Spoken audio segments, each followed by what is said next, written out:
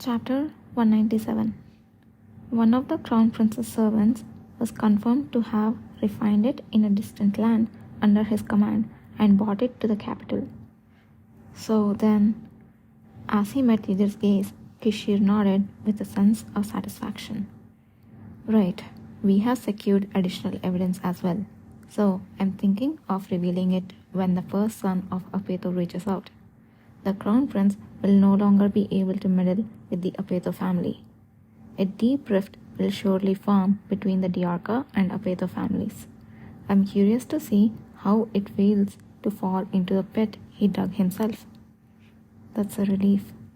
The words slipped out before he had a chance to process them.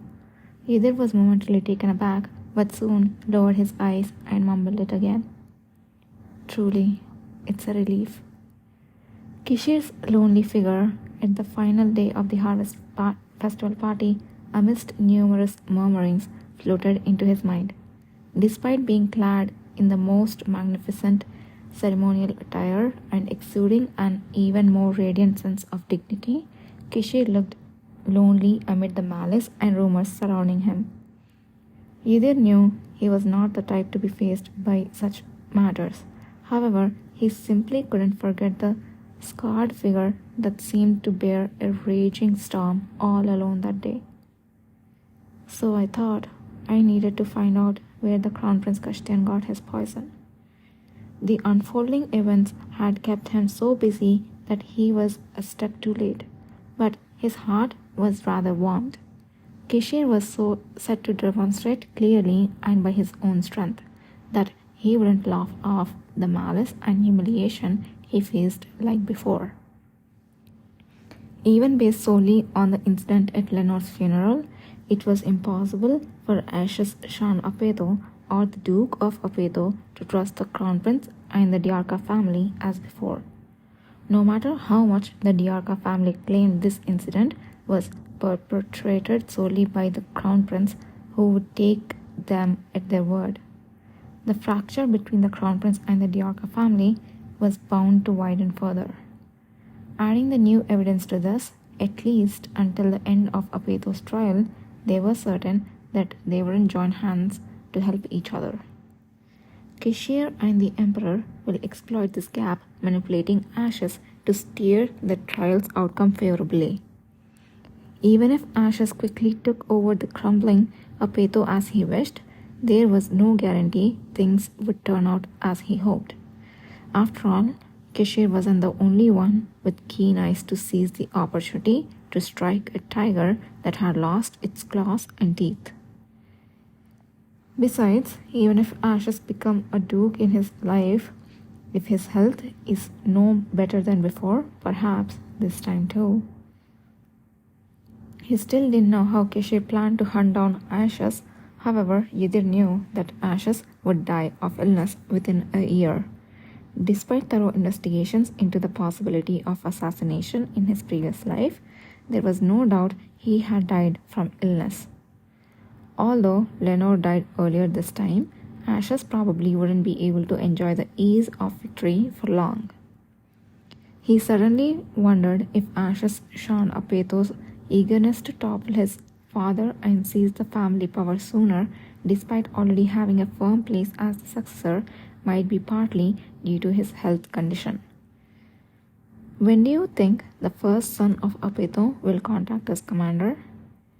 He should arrive soon, definitely before the trial begins.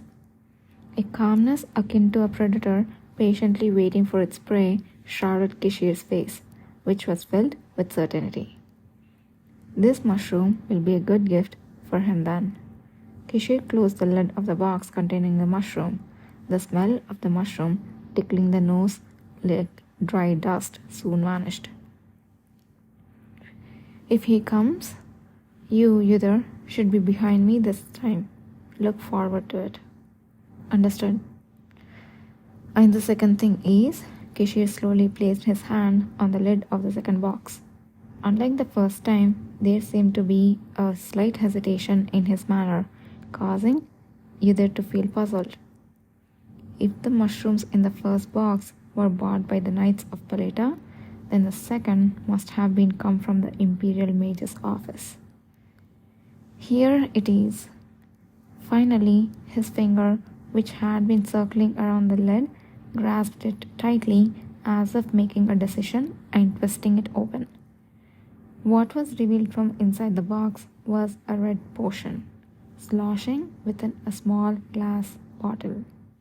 Medicine? As you can see, it's medicine. Kishir spoke as if answering Yudhir's puzzled gaze. What is the medicine for? It's a medicine for me to drink. Excuse me? It's part of the same context as the previous conversation about vessels. Kishir's finger touched the medicine bottle. A brutal mix of apathy and loathing flitted across his eyes that had been absent-mindedly staring off. Regardless of how well I managed the opposing energies that share one body, even siphoning off a bit daily, human body is bound to change as long as it lives.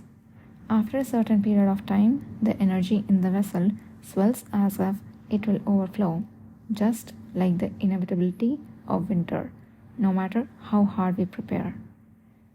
And if it swells, what happens? As I said before, if left alone, the vessel holding the body breaks. It will also break if you try to use all the energy at once. Kishir, who had danced around saying the word die, furrowed his eyebrows. So, I regularly take this medicine that helps forcibly discharge energy before it completely overflows. Before my awakening, it was once every 3 months, Kishir murmured, holding up the medicine bottle. The liquid inside, a lighter hue than blood, seemed ominously foreboding. After my awakening, even when the energies entangle and overflow, I have come to believe that I won't die. Still, it's dangerous not to properly discharge it. Not so much for me, but for those around me. He didn't specify what was dangerous, but either felt like he could guess at the answer Kishir had omitted. Does he fall into a rampaging state? Even without multiple powers like Kishir, there were cases amongst the Awakeners where they overused their abilities, which exceeded what their bodies could bear, and they ended up rampaging and dying. If they survived, they'd gain enormous power, incomparable to before, but if they couldn't endure, the result was either death or a state worse than death. Wasn't that the reason why he had been constantly worrying that Kana might not awaken this time? Kishir looked down at the potion in his hand, his expression impassive, seemingly confirming Yudhir's guess. This is the second time I have gotten this after my awakening. You should be careful for a while too. You are the one who needs to be around me the most, besides Nathan. It seems that this was the real reason he had called for Yudhir today. Yudhir hesitated for a moment, quieting his complex thoughts, and opened his mouth. I understand. I will ask Zakarman about what to be careful of when serving. That's right. I told him to answer any questions he might have. From his answer, Yudhir felt a clear determination not to put even a shallow wall between them. How many in this world would willingly offer trust to their subordinates? In this situation, it's no wonder Zakarman is wary of me. Suppressing his churning emotions, Yudhir changed the subject. Then, Commander, if you take the medicine well, will you continue to be okay? I suppose that may be the case for now. What did he mean by for now? Did he mean that in the past the medicine had been a little use? Leaning his head at the words containing a seed of strange anxiety, Kishir lifted the corner of his mouth faintly. It's a headache, this body. Isn't this a case of anything becoming poison when taken in excess? The problem is that I can't withstand the overflowing power. But it's okay since I didn't die. I'm already tired familiar with controlling and constantly releasing power, calculating whether it will be a burden or not. In fact, I have been quite lucky. Just as he was about to think it was fortunate, he remembered that Kishir had once said that the emperor already had cracks in his vessel. Kishir had said that he nearly died due to his vessel in the past, but became alright after awakening. If he hadn't awakened at that point, either abruptly stopped the thought crossing his mind. The words he had not properly linked in thought until now suddenly connected in a strange sensation, leaving his mind cold. The identical symptoms that the emperor and Kishir experienced, the same problem, the vessel, the imperial mage's office closely linked to the imperial family, the medicine in his hand, and the peculiar information about the imperial family that Enon had shown him before. Taking a small breath, Yudhir alternatively looked at the medicine in Kishir's hand and his face. Kishir slightly tilted his head. Why? Do you have any questions? I apologize. May I ask a somewhat disrespectful question about the imperial family? I permitted. Go ahead. A light permission was given. The red eyes, looking at Yudhir, seemed peaceful, as if they already knew what he would ask. Are the only ones experiencing this problem the commander and his majesty? Kishir smiled, his lips slowly parted. No. Yudhir, do you remember the story of the blood of blessing who was said to be passed down in the Apeto family? It was something Reverend Sean Apeto had told him when he had visited the Apeto family. Kishir, who brought up the somewhat odd story of the weak children being born generation after generation and being ironically called blessed, had a deeper smile on his lips. It was a familiar story to me. The imperial family expressed a similar thing as princesses who inherit the title of the duke while retaining the name Lahore.